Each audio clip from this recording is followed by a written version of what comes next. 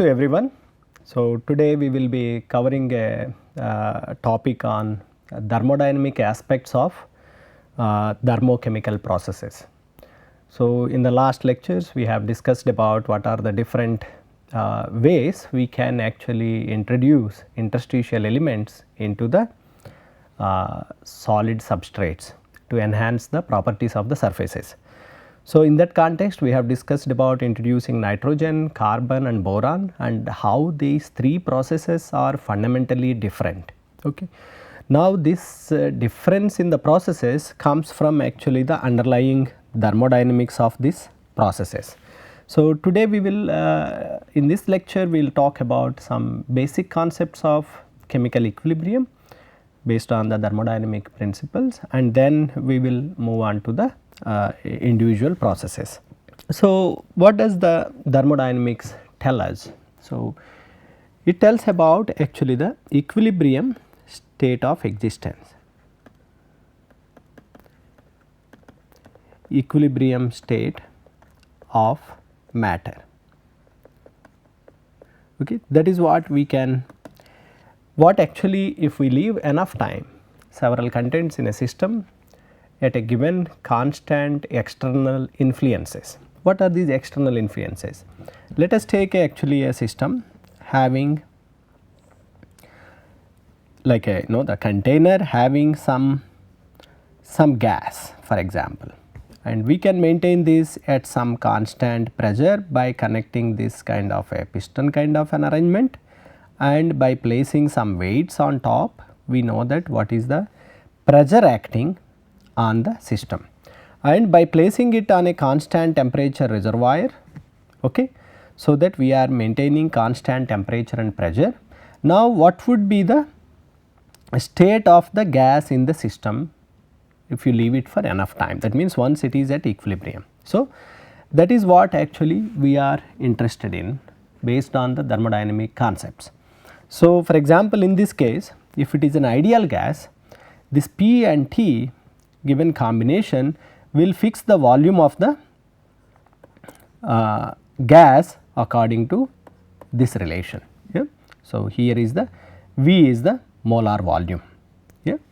So, now actually we do not have to talk about all the parameters. The moment we say what is the pressure and the temperature, its volume is fixed. So, this is the kind of situation we will encounter also in the context of gas metal interactions.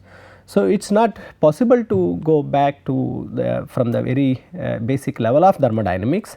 So, I just want to briefly explain some of the concepts which are helpful for us to follow the current thermodynamics. So, there are different thermodynamic functions. Okay.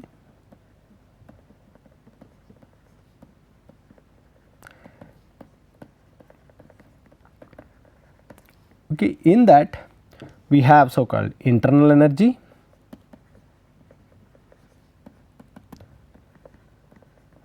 we have a Gibbs free energy,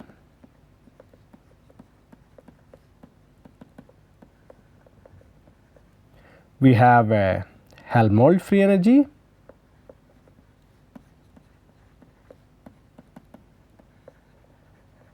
and enthalpy.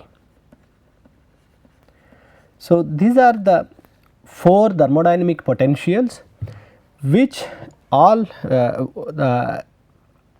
some of them have originated from the combination of the first and second laws of thermodynamics, that is the internal energy, and the Gibbs energy and Helmholtz free energy and the enthalpy are actually the derived functions, so called auxiliary functions, which also have the nature of the state functions. And for example, for the Gibbs energy, which is what we will be always considering in our course. So, the state of the Gibbs energy of a system depends on temperature, pressure, composition. So, if we want to say that the Gibbs energy of a particular system is constant, that implies that it has a constant temperature, pressure and its chemistry is fixed, that means number of moles of different constituents in the system. So, the change in this Gibbs energy, okay, represented by Tg is Vdp minus S dt plus summation of Ni mu I. This mu I is nothing but the chemical potential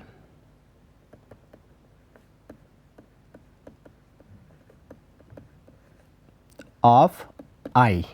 Okay. So, this is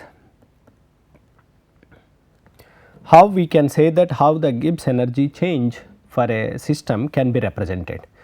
So, as one can see this, so this should be S dt, okay, Vdp minus S dt plus summation of the products of mole number of moles multiplied by the chemical potential of the corresponding species.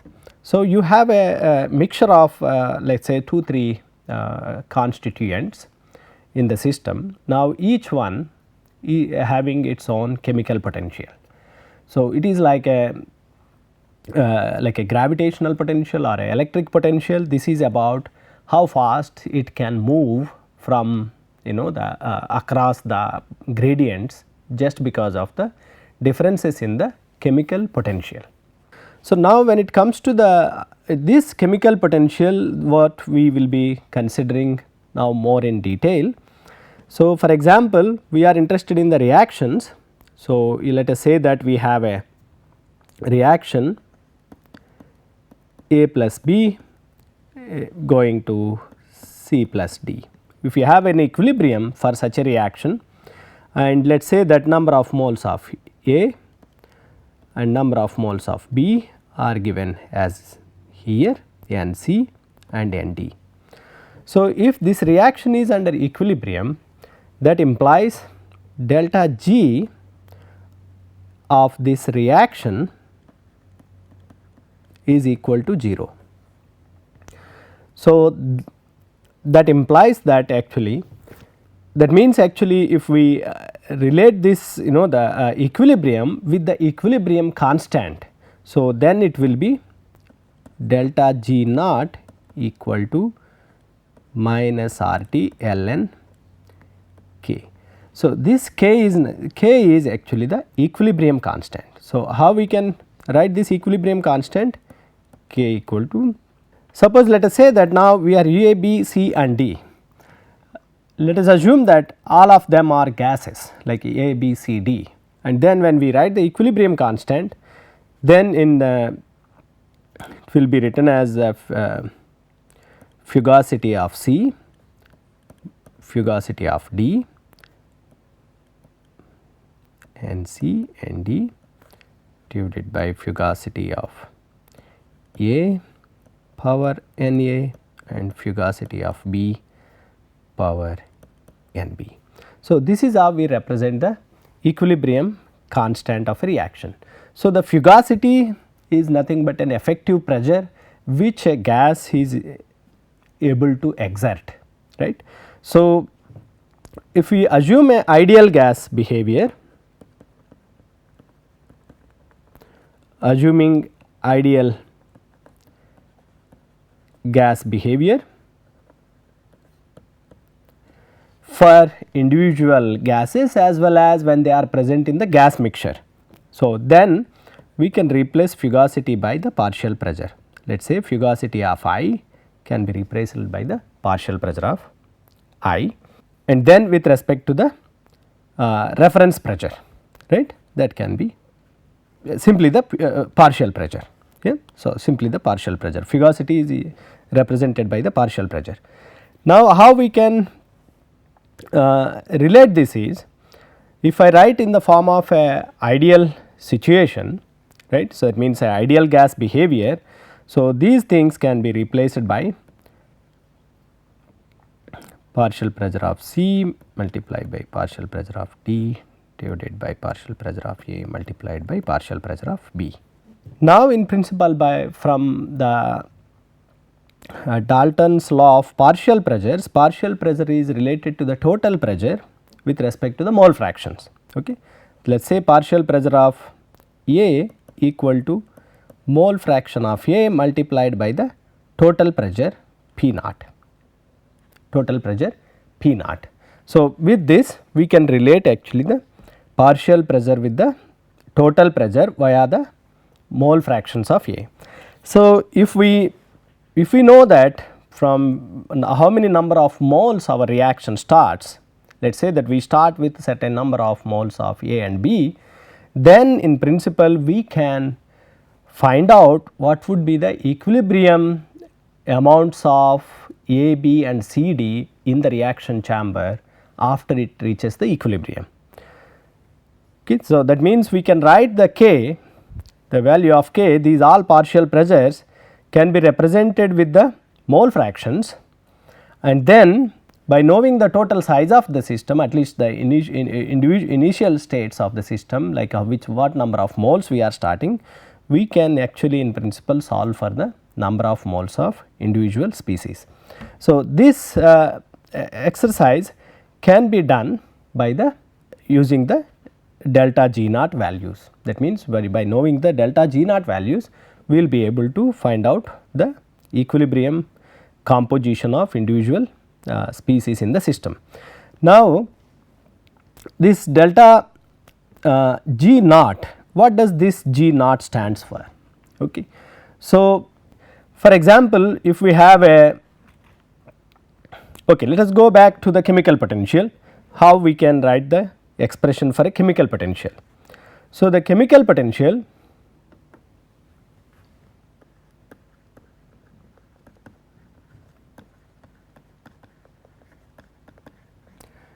mu I is given as, for that means the chemical potential of component I, mu I naught, okay, I will come to that, plus RT ln.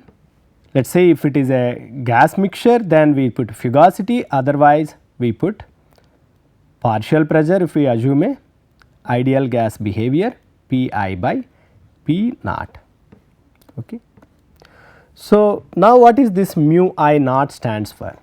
So, concept of chemical potential comes into picture when we are talking about the mixture of either gases or mixing in solid state. It means when we have a mixture. So, it is like a partial molar volume. For example, when we mix 2-3 things together, we can still say what is the partial molar volume, as if this entire volume is occupied by that number of moles, what would be the pressure exerted by them. With that we can able to calculate what would be the partial molar volume. So, in this case, now for example, we have a and B together in a, let us say you have a pure I, okay. Let us say that it is a gas, pure I gas, which I can keep it at a given temperature, pressure, and that will have some value of Gibbs energy, okay. It will have some values of Gibbs energy, okay, G of I at the given temperature, pressure. That means, this I is, because it is in a pure state, I use the term G naught, right. Now, if I mix this I, okay, into some mixture like I plus J, okay, and now what would be the, and it is also kept at some temperature and pressure. Now, what would be the Gibbs energies associated with I in this mixture, okay. What will be the G I prime, that means it is a partial molar Gibbs energy of I in the mixture I plus J, that is what we also use the symbol often mu I, okay. This means actually the partial molar Gibbs energy, or the writing it in the form of a chemical potential, it is one and the same. So, now in order to say what is the chemical potential in the mixture, we need to have a reference state with respect to that how it is changing, right. That is where we have a some reference state, it is not necessarily the pure I which we consider. Yeah. So, now this mu I naught is actually function of temperature, okay, at any chosen reference pressure P naught. So, that means this reference state one can choose, not necessarily always a pure I can be chosen as a reference state, or it can be even a compound of I plus j in which I can fix also the reference state. Okay. That we will see how it helps in choosing a reference state for a convenience in mathematically deriving the expressions. Now, if we write, this is about the chemical potential of I, and now this is the reference state potential, and then this is the reference state pressure P naught. If it is a pure I as in the reference state, then this part will vanish, right, because then the partial pressure will become total pressure P naught and P are equal, then this term will become 0, then what you are talking is about the Gibbs energy of that particular species in their reference state. So, now actually if once we know the reference state, okay, how these reference states can be chosen, okay, that will be always important to clearly indicate. Yeah. For example, if we want to see the reaction equilibrium which we discussed in the previous slide, right. So, this reaction in which we saw that we have all the gases. Now, I can have a reaction where some species are gases and some are in solid state, right. That means, I have a reaction having a solid, okay, plus B gas in equilibrium with C gas plus D solid. Okay. Again you can have number of moles of A, number of moles of B, number of moles of C, and number of moles of D. So, now this S stands for the in the solid, and G stands for it is in a gaseous state. Now, when we write the equilibrium constant for this reaction, now for this side actually where we have a gas, I mean for the gas if you assume a ideal nature, okay. So, then we write actually the partial pressure of C power n C multiplied by, when you have a solid we use the term activity, okay, activity of D power n D. Okay. I will come to what is the the meaning of activity in this case, divided by similarly here too, that would be partial pressure of B power n B, and then activity of A power n A. Okay. This is how we can write this the equilibrium constant, okay, and then we can again relate it to the delta G naught of this reaction with this R T L N K. Yeah. So, now what is this activity? Okay. Now, if we the activity is nothing but, let us say that we have a solid, okay, a pure A solid, okay,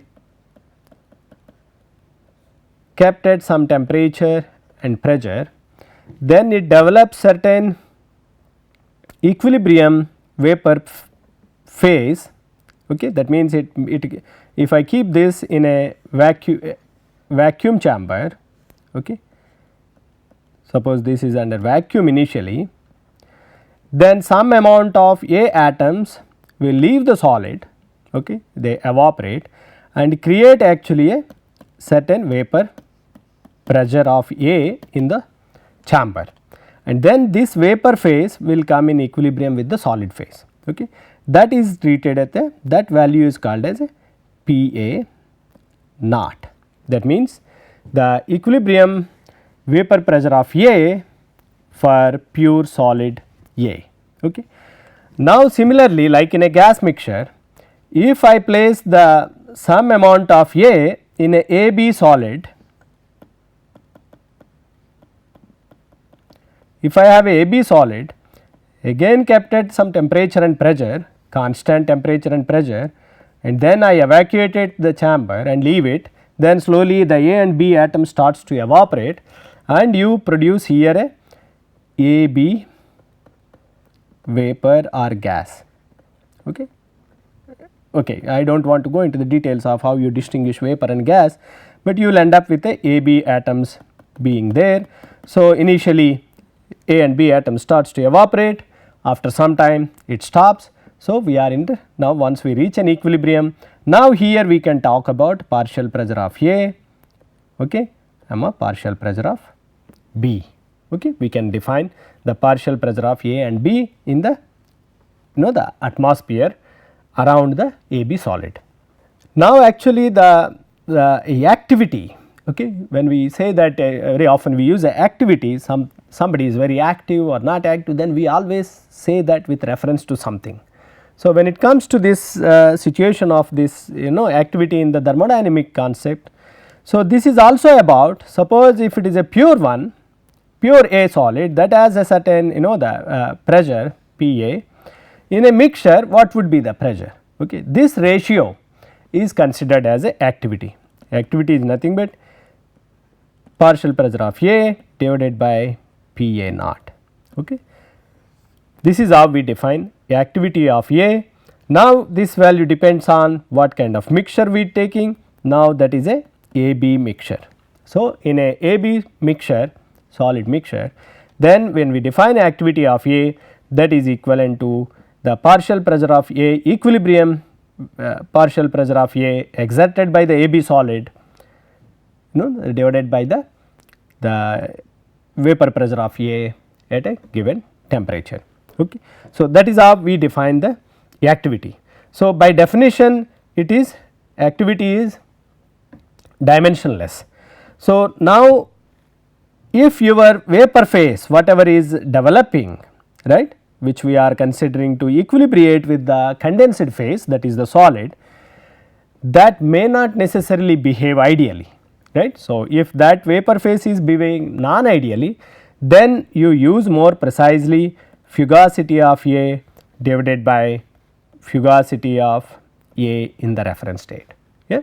So, one can actually design a situation such that in the reference state that is behaving ideally, but in other situation it is behaving non ideally where I will take the fugacity. Okay. So, by taking them one can actually get an interpretation for the activity. So, in that case how do we write the activity, okay, in the solid state. So, what we write here, this is for the gas phase, this expression what we wrote here is for a gaseous phase. For a solid, chemical potential of I, component I in a solid, okay, is given by mu I naught. Okay. Again this is about the in a reference state what would be the chemical potential plus RT ln. Here the term activity of I will be used. Okay. Here we are using actually fugacity in case of gas mixture, but in case of a solid mixture we are using the activity of that particular component I. If we assume that it is a ideal solution, that means this vapor phase here simply follows actually that this solid is the ideal solid solution, for example, then we can replace this AI by the mole fraction, okay, mu I naught plus RT ln xi. Okay. That is how one can define the mole fraction. So, now one may wonder, when we take this reference state as in a pure state, right, then actually there is no meaning for partial molar Gibbs energy or the chemical potential, it is simply the Gibbs energy, right. We only talk about partial molar Gibbs energy when we are talking about a mixture, because this is always written in this fashion, because you can choose also in a mixture in which the element is present as a reference state. Okay. It is not necessary that it is always a pure element we take, that is why it is always written as a chemical potential phi in the reference state. Okay. It may turn out to be only simply G naught, that is the Gibbs energy, if we take a reference state as a pure component which we are considering. So, with this little bit of the thermodynamic introduction, so I would now move on to actually talking about the actual process of nitriding, how we can deal with the thermodynamics of gaseous nitriding. Okay. Thank you.